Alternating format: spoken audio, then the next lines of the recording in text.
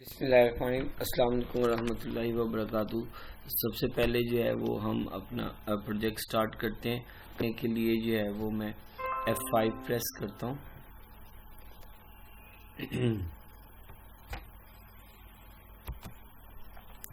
बिस्मिल्लाहिर्रहमानिर्रहीम।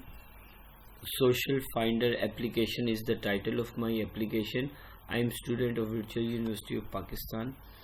My name is Hafiz Muhammad Umar Hayat, and my supervisor name is Saad Ahmed Saab. Something about my project.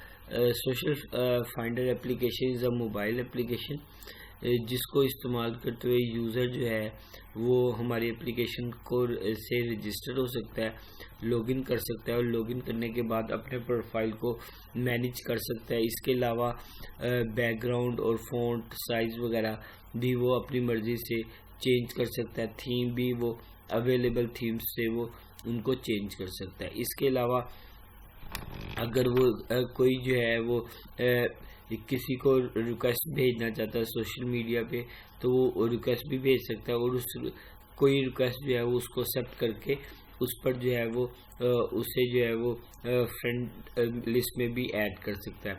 Friend list में add करने के बाद वो अपना data जो है वो शेयर कर सकता है अपने होम पेज पे, अपनी वीडियोस कंटेंट जो भी है वो चाहे वो अपना शेयर कर सकता है। ये एप्लीकेशन जो है ये बहुत यूज़र फ्रेंडली होगी और इसमें जो है मेंटेनेबिलिटी और यूज़र एडोप्टेबिलिटी पर स्पेशल फोकस किया जाएगा और UX UI डिज़ाइनिंग पर भी फोकस किया जाएगा। VU process model is the model which we have used in our application. ये जो है VU प्रोसेस मॉडल जो है दरअसल आप जानते हैं कि डिफरेंट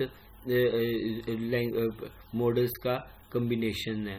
बाज़ औक़ात एक मॉडल जो है वो हमारी रिक्वायरमेंट्स को पूरा नहीं कर सकता, तो उस वजह से हम जो है वो एक से ज़्यादा मॉडल्स को कंबाइन इस्तेमाल करते हैं।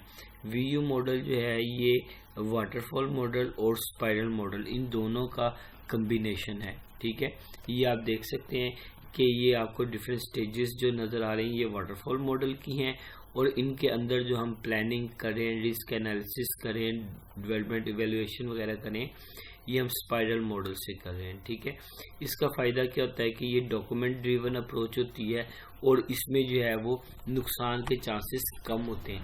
लेकिन प्रॉब्लम इसमें ये है, एक सबसे बड़ा प्रॉब्लम इसमें ये है कि क्लाइंट के पास एक्सेप्टेंस के लिए सबसे एंड में जाती है।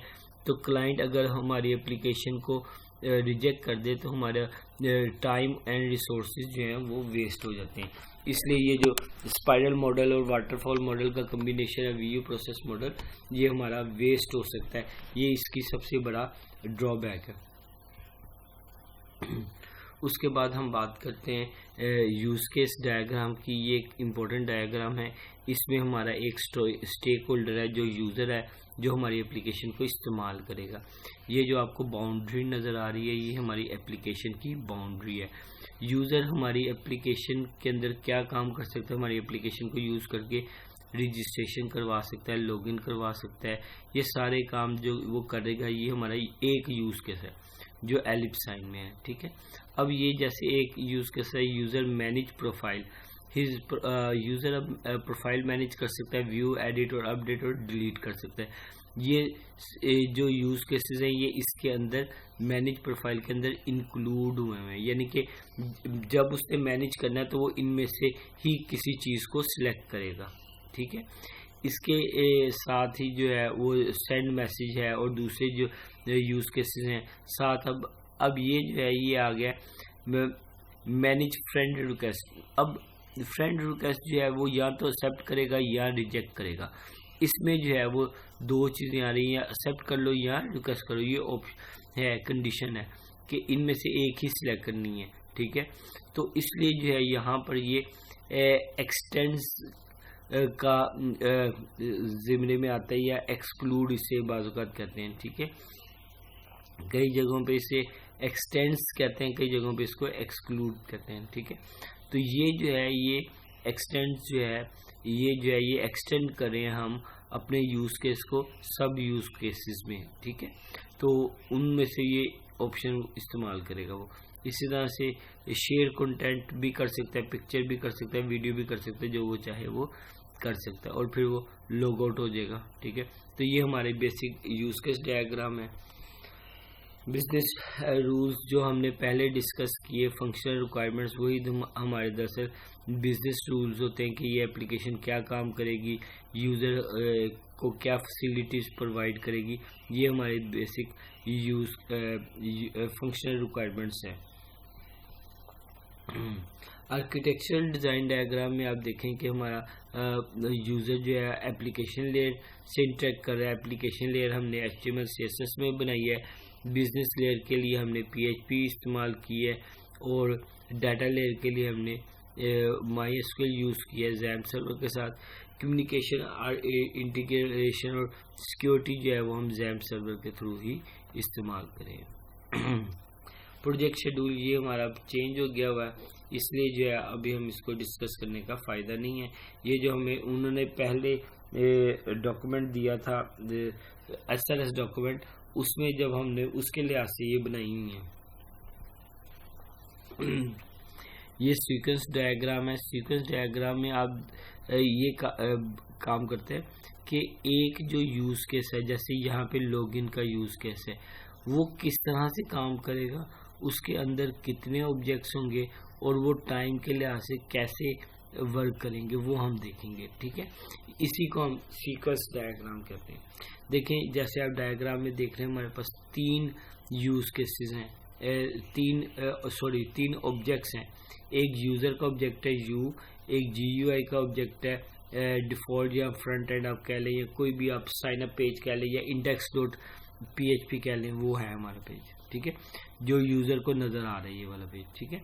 इसके साथ बैकएंड भी इसके साथ ही अटैच हुई है, ठीक है। अच्छा, और साथ ही MySQL का ऑब्जेक्ट है MyDB, ये हमारी डेटाबेस है। ये 3 ऑब्जेक्ट्स जो हैं वो यूज़ होंगे इस प्रोसेस में, लॉगिन के प्रोसेस में। सबसे पहले यूज़र आएगा, ओपन GUI करेगा, ऐड यूज़र जो है वो करेगा यूज़र ID पासवर्ड, फिर लॉगिन पर क्लिक करेगा। वो लॉगिन जो है वो डेटाबेस से ऑथेंटिकेट होगा, उसका ID और पासवर्ड अगर सक्सेसफुल होगा तो उसे यू आर सक्सेसफुल का मैसेज भी आ जाएगा, और साथ ही जो है वो हम यूज़र पैनल पे या होम पैनल पे, मेन पे नेविगेट कर जाएंगे, ठीक है। तो ये हमारा एक लॉगिन प्रोसेस हो गया। अब दूसरा जो यूज़ केस है उसको हमने देखना है कि टाइम के लिए ऐसे कैसे चलता है, तो वो हम उसे देखते हैं। और ये कह रहे हैं share picture and video on timeline, ठीक है। अब हम कोई अपनी वीडियो या पिक्चर को टाइमलाइन पे शो करवाते हैं, तो वो हम कैसे शेयर करते हैं उसके ऊपर हम बात करेंगे। सबसे पहले यूज़र यू आएगा, वो अपना टाइटल ऐड करेगा, अटैच करेगा जो भी फाइल होगी, फाइल का नाम और उसका पाथ देगा, और फोटो पोस्ट एंड शेयर पे क्लिक करेगा, वो डेटाबेस में सेव हो जाएगी। सक्सेसफुली सेव होने के बाद वो आगे पेज में भी लोड हो जाएगी, ठीक है। क्योंकि हम ये इसलिए पेज पे रख रहे हैं कि उसका हमें डाटा भी मेंटेन रहे, कि वो शेयर भी हो और हमें भी ये भी पता हो कि वो कब हमने अपलोड की थी और जो है वो किस दिन हमने उसे शेयर किया था। ये सारी चीज़ें हमें पता होनी चाहिए, इसलिए हमने उसे डाटाबेस में भी रखा है। जी, ये हमारी लॉजिकल मॉडल या क्लास डायग्राम है। इसमें आप देख सकते हैं डिफरेंट क्लासेस हैं जिनका आपस में इंटरेक्शन हो रहा है। According to object oriented programming association जो है वो 3 तरह की होती है, 2 तरह की होती है। एक क्लास एसोसिएशन होती है और दूसरी ऑब्जेक्ट एसोसिएशन होती है। Class association is only implement in term of inheritance, ठीक है। पेरेंट और चाइल्ड का जहाँ पे रिलेशनशिप होता है वो इनहेरिटेंस कहलाता है, तो और उसका बेसिक मकसद होता है रीयूजबिलिटी। अब जो है वो आपने जो है ये तो हो गई क्लास एसोसिएशन। इसके अलावा बाकी जो किस्में हैं वो सारी ऑब्जेक्ट एसोसिएशन की हैं, ठीक है। क्लास एसोसिएशन हम करते हैं इनहेरिटेंस की सूरत में, और बाकी जो है वो हम करते हैं ऑब्जेक्ट एसोसिएशन में। ऑब्जेक्ट एसोसिएशन में 3 किस्में हैं। एक है सिंपल एसोसिएशन, दूसरी है एग्रीगेशन और तीसरी है कंपोजिशन। ठीक है, यहाँ पर हम सिंपल एसोसिएशन कर रहे हैं, एक ऑब्जेक्ट जो है वो दूसरे ऑब्जेक्ट की सर्विसेज को ले रहा है। ठीक है, ये सिंपल एसोसिएशन है। यहाँ पे ये देखें, यूज़र जो है वो फील्ड जॉब्स देख रहा है, उस पर काम कर रहा है, कमेंट्स देख रहा है, दे रहा है और ले रहा है। ठीक है, अब यहाँ पर ये जो है ये सिंपल एसोसिएशंस मैंने लगाई हुई हैं। ठीक है, अगर एक ऑब्जेक्ट दूसरे ऑब्जेक्ट क्लास के अंदर फिट होता है और वो जो है वो उनका कोई क्या कहते हैं स्ट्रॉन्ग रिलेशनशिप नहीं होता तो वो एग्रीगेशन होती है। और अगर वो उनके दरमियान में एक क्लास के अंदर दूसरा ऑब्जेक्ट रिजाइड करता है और वो उसके बगैर नहीं जिंदा रह सकता तो वो हमारी कंपोजिशन होती है। ठीक है, लेकिन यहाँ पे हमने सिंपल एसोसिएशन यूज की है। एंटिटी रिलेशनशिप डायग्राम में आप देख लें कि ये हमारे पास डिफरेंट एंटिटीज है जो आपको रेक्टेंगल में नज़र आ रही हैं। ठीक है, ये हमारे पास रेक्टेंगल में यूज़र है, कमेंट है, पोस्ट है, इंटरेस्ट है, मैसेज है, फ्रेंड्स हैं, ये सारे जो हैं ये हमारे पास डिफरेंट एंटिटीज़ हैं। अब ये एक एंटिटी दूसरी एंटिटी से बगैर रिलेशनशिप के कम्युनिकेट नहीं कर सकती। ठीक है, अकॉर्डिंग टू रूल्स। तो ये जो आपको डायमंड साइन नज़र आ रहा है ये दरअसल रिलेशनशिप को शो कर रहा है कि यूज़र रिलेट कर रहा है, एक यूज़र एक से ज़्यादा फ्रेंड्स बना सकता है, उनसे रिलेट कर सकता है। ये वन टू मैनी का रिलेशनशिप है, यानी इसे कोऑर्डिनैलिटी कहते हैं वन टू मैनी की। अच्छा, अब ये जो आपको एलिप्स साइन नज़र आ रहे हैं, एलिप्स जो है वो हमारे डिफरेंट एट्रीब्यूट्स हैं एक एंटिटी के। इनमें एक एट्रीब्यूट जो अंडरलाइन किया हुआ है ये हमारा है primary attribute. Primary attribute unique होता है और हर रो में एग्जिस्ट करता है, हर एक यूज़र का डाटा एग्जिस्ट करेगा। ठीक है, इसका तो इसके ज़रिए हम जो वो डाटा को एक्सेस कर सकते हैं। ठीक है, तो ये हमारी ERD डायग्राम है। उम्मीद करता हूँ आपको समझ आ गई होगी। डिफरेंट एंटिटीज हैं, उनके रिलेशनशिप हैं और उनको जो है उनके दरमियान में जो है हमने वन टू मैनी का, मैनी टू मैनी भी हो सकता है, वन टू मैनी भी हो सकता है, वन टू वन भी हो सकता है। और मैनी टू मैनी में 3 टेबल्स इस्तेमाल होते हैं और वन टू मैनी में 2, मैनी टू वन में भी 2 ही इस्तेमाल होते हैं और वन टू वन में भी 2 इस्तेमाल होते हैं। ये हमारी डेटाबेस डायग्राम है। इसमें देख लें कि हमारे पास एक यूज़र है, यूज़र्स का मेन टेबल है। ये दरअसल डेटाबेस डायग्राम में डिफरेंट टेबल्स हैं जिनको हमने रिलेट किया हुआ है, रिलेशन किया हुआ है प्राइमरी की और फॉरेन की के लिहाज से, तो इसलिए ये हमारी रिलेशनल डेटाबेस है। रिलेशनल डेटाबेस है जिसमें टेबल्स आपस में रिलेट करें। इसमें ये देखें, ये की नज़र आ रही है, ये प्राइमरी की को डोनेट कर रही है। ये प्राइमरी की जो है वो ये 1 है और ये पोस्ट जो है एक यूज़र जो है ज़्यादा पोस्ट कर सकता है, तो ये वन टू मैनी का रिलेशनशिप हुआ। ये जो है ये इन्फिनिटी का साइन आपको नज़र आ रहा है। ये देखें, यहाँ पे ये आईडी है और यहाँ पे ये यूज़र आईडी। इसका नाम जो है वो डिफरेंट हो सकता है।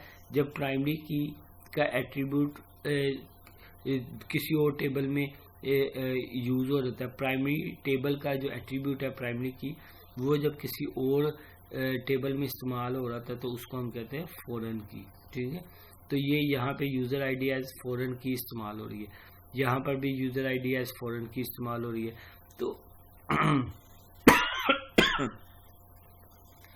तो नाम का फ़र्क हो सकता है, उससे कोई फ़र्क नहीं पड़ता। ठीक है, उम्मीद करता हूँ डियर स्टूडेंट्स आपको ये चीज़ समझ आ गई होगी।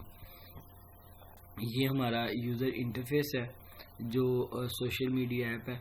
ठीक है, और इसके लिए मैंने ये टूल्स इस्तेमाल किए हैं, Node.js, React Native, JavaScript, XAMPP server और MS Office to develop documentation and others are used for development the project। ठीक है, तो उम्मीद करता हूँ आपको ये चीज़ समझ आ गई होगी और मज़ीद मेरा वीडियोस देखने के लिए मेरा चैनल सब्सक्राइब करें ताकि, और मुझे कमेंट करें कि आप किसके बारे में देखना चाहते हैं, कौन सी प्रोग्रामिंग लैंग्वेज सीखना चाहते हैं, ताकि मैं उसके ऊपर नोट्स बनाऊं, उसके ऊपर वीडियोस बनाऊं और प्रेजेंटेशन अगर कोई एक्सप्लेन करवाना चाहते हैं तो वो भी मुझे बताएं, वो भी मैं एक्सप्लेन कर दूंगा। Thank you very much. अस्सलाम वालेकुम।